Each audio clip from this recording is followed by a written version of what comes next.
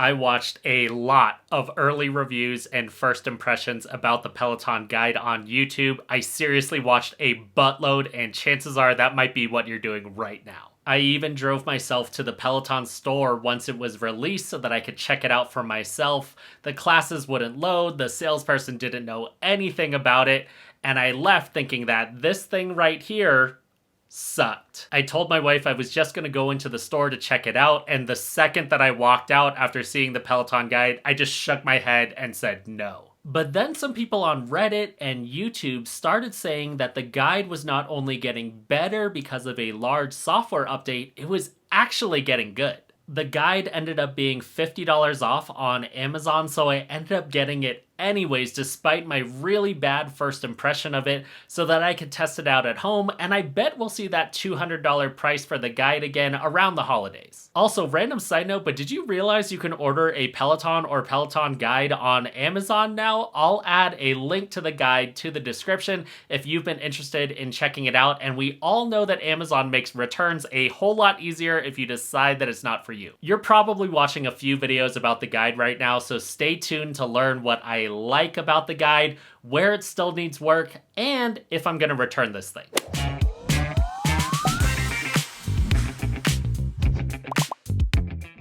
What's good, guys? I'm Dave, and I'm an Adrian Williams, Jess Sims, Kendall Toole, Alex Toussaint type of Peloton person. I have a Bike Plus, and for the time being, I also have a guide. We're talking about the Peloton Guide today, but I'm not gonna get into the menus and the specs and stuff that much because I think other channels like Learn with Travis and Connect the Watts have done a really great job with that. And guys, if you're interested in doing a collab one day, I'm down. I'm gonna keep things focused on the experience of using the guide, and just to keep things more interesting, we'll go back and forth between the bad and the good, and we're gonna start with the bad. I cannot even tell you how unimpressed I was with the Peloton Guide when I tried it in the store right when it came out. So when I started setting it up at home and the setup process was really bad, I wasn't that surprised. Despite my skepticism about the product, I ordered it from Amazon, got it in a day because that's how Amazon rolls, opened it up, and I was pretty excited to set this thing up first thing in the morning because people said it had gotten a lot better. Little did I know it would take me almost an hour to be able to use the Peloton Guide after I plugged it in because of how bad the setup process was. I was this close to putting it back in the box and returning it and just saying this thing wasn't for me and that it wasn't ready for prime time. I was going to scrap this video entirely. There's a checking for update screen that doesn't actually do anything. It just sits there really static, and this doesn't feel very Peloton to me. It felt like a knockoff product, like when people spell Peloton with an A. I waited and waited and waited. My guide had actually crashed or frozen during the update process, but there was nothing on my TV screen to let me know that.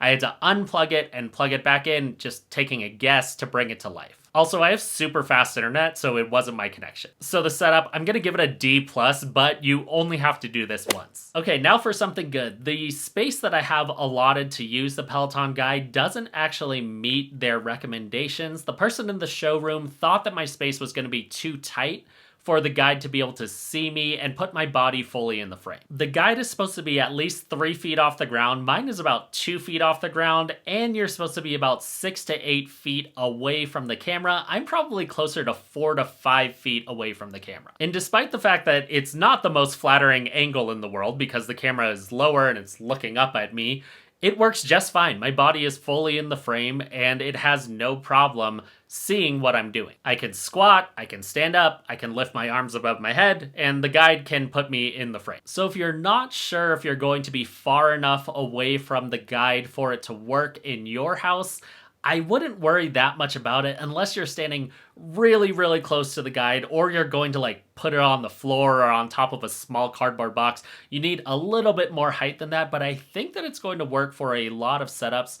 Most people recommend not mounting it to the top of the TV because it doesn't feel super secure there, and I would agree with that. Another bad thing that many people will consider a deal breaker, I think that the movement tracking is only about 80 to 85% accurate. Personally, I'm not super bothered by this, but I know that a lot of the more intense Apple Watch Whoop, and even Peloton crowd really care about their metrics. What I found is that the guide is really good at tracking some larger movements, but it struggles when the movement is a little bit smaller or it's a movement where the guide asks you to turn sideways. For example, you're supposed to turn sideways when you're doing tricep extensions, and I must have some T-Rex arms or something, but the guide was having an impossible time tracking my reps while I was doing tricep extensions. So I was having to really exaggerate the movement backwards so that it would start counting my reps. And I was doing them in a much larger range of motion than Adrian Williams was on the screen. I love you, Adrian, but I was doing some crazy range of motion just for the guide to be able to pick up the movement. It just wasn't very good at tracking some of those sideways movements, and it especially struggled with my arm that was further away from the camera when you're facing sideways. One of the main value propositions with the guide is that you're supposed to kind of imitate the instructor and get credit for it. And the fact that I was having to do almost like a caricature of what Adrian was doing on the screen to get my reps to count, the guide needs to be smarter than that. If you have longer arms than I do, and chances are you do, I bet that this would be less of an issue, but it was annoying that it was having such a hard time tracking sub movements consistently. And if you are a serious metrics movement tracking person, it has the potential to drive you insane. Again, not a huge deal to me, but this is literally what the guide is supposed to do. If you're an NFL countdown person, this is a come on man moment, and if you're more of a college game day person, this is a you had one job thing. The most recent update to the guide introduced rep tracking, which gives you a target number to hit for each movement when the workout is programmed for rep tracking. However, if you're going to show numbers, the accuracy really needs to be on point, and that's my guess on why they haven't introduced that on the leaderboard yet. It's just not totally ready for prime time. I do think that the guide is going to continue getting better at tracking movements. It's going to get smarter as Peloton gets more data, and it isn't totally stupid. So if the movement is a squat and you start like moving your arms above your head, it's pretty good at recognizing that you're not doing the movement. I'm not big on gaming the system anyways, and I don't think most adults who get the Peloton guide would get it to game it, because why? The software on the guide is already getting a lot better at recognizing when I'm just like walking around versus actually doing the movement. When I first tried it out in the store on day 0, it felt like I could sneeze and it would count it as a rep. And then people were like walking behind me in the store and it was counting that as a rep. It was just really bad. It's gotten a lot better already. I was talking about rep tracking, which I hope will ultimately replace the sweat drop that the Peloton guide launched with. You did a bunch of movements trying to fill up the drop. And that is part of what I like the most about the Peloton guide, the added motivation and fun with using it. After doing Adrian and Callie workouts with the guide, I very quickly noticed the next day that I was way more sore when I used the guide compared to when I didn't. Whether it was seeing myself on the screen, trying to hit the rep targets, or just seeing that other people were on the leaderboard at the same time as me, it could have been all 3 of these things combined. I was just trying harder. It has been a very long time since I've exercised with a mirror anywhere in my vicinity, but there was something about seeing a little version of myself in the corner of my eye that kept me honest and kept me moving during the workout. I didn't want to just see myself standing there looking like a turd. I wanted to get extra credit or finish the set. Especially for those new rep tracking classes, I really wanted to finish out every single set with 100% of the suggested reps. It was a lot more satisfying than filling up that sweat drop, because the sweat drop doesn't really mean anything, and it was tangible. There was just a number that I had to hit with each set, and it was clear what I had to do to get there. Rep tracking is just so much simpler, and it's something that you don't really have to think about or stare at the screen for, and I really hope that Peloton moves all workouts to be rep tracking workouts instead of the random sweat drop. If Peloton can figure out how to effectively incorporate numbers into the leaderboard, I think that it will add some more of that fun community and competition vibe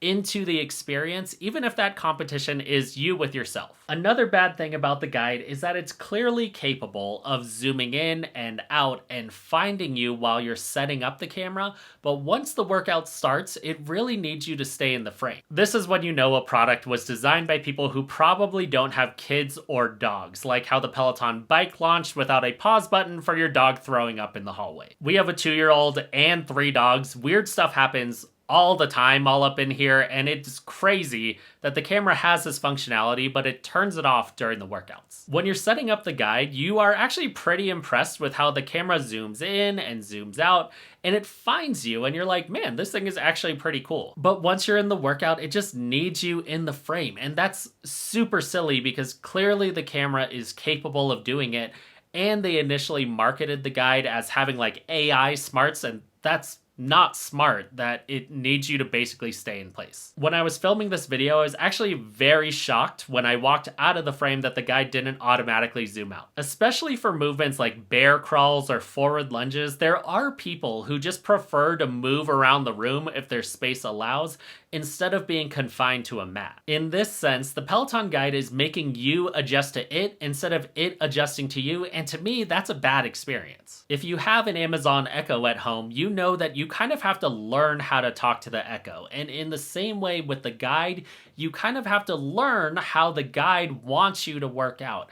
A lot of movements you can do naturally, but for other ones, there's going to be a prompt on the screen telling you to turn sideways or do this or do that or get back in the frame, and that shouldn't be that way. And of course, the guide is not going to be good at tracking your tricep extensions if you have T-Rex arms like I do. However, you very quickly learn what the guide wants you to do on the movements, and it's not that difficult. With the leaps forward that the guide has had with rep tracking and identifying movements, I do hope that the camera will be smarter, because ultimately, much to my surprise, I'm keeping this thing. And I know this is like watching an episode of The Bachelor where a date is going absolutely terrible and the person gets the rose anyways, but let me explain. The guide is absolutely a flawed device in so many ways. I could probably make a 30-minute video talking about all of the things that the guide could do better. This thing has the potential to absolutely frustrate the crap out of metrics perfectionists. I'm not one of those people. I don't get sad if I forgot to start a run on my Apple Watch because I know I still ran. Obviously, the guide does not cost nearly as much as a tonal, nor is it as cool, but I already have dumbbells, and the guide helps me get a little bit more out of the Peloton membership that I'm already paying for because I have the Bike Plus, and I know the instructors, and I know that I like them. Everyone who I know who has a tonal likes it, but they also say that Peloton classes are better. The potential for the guide is there, and I do think that it's slowly but surely being realized. The Peloton guide recently added the ability to choose the weights that you're going to use in the workout, and eventually it's inevitable that they'll do something with this in terms of measuring the total volume that you've moved or using it for the leaderboard. I was already regularly doing Peloton Strength classes and I like them, but with the guide, I like them more. I try harder, I'm more engaged, it's more fun. I actually think that I'm going to do more strength classes because I have the guide, and even though it's not like a gigantic leap forward, the guide is only a one-time cost for me because I already pay for the membership with the Bike Plus. It's very hard to quantify, but I would say that the classes that I take with the guide are probably about 15 to 20% more fun for the $200 one-time cost that I paid for the guide. I realize that that's not a small amount of money, but for me, I just feel like I'm squeezing a little bit more out of the Peloton membership that I pay for every month. If you already have a Peloton membership and you don't like the Peloton Strength classes or the types of classes that would be on the guide is not going to make you do those classes or want to do those classes. If you like those classes and you aren't going to get annoyed that the Peloton guide isn't perfect, because it's certainly a work in progress, then you might be getting a little bit more out of your membership and your workouts with the guide. The guide is not a reason to get a standalone Peloton membership, but if you already have an all-access membership from your bike or your tread, the guide could be worth adding to the whole ecosystem that you have going on at your house. If you enjoyed learning about the Peloton guide in this video, please give it a like. And of course, if you end up wanting to try it out yourself, check out that link in the description to get it from Amazon, just in case you need to return it. Thanks so much for checking out this video, and I'll catch you on the next one.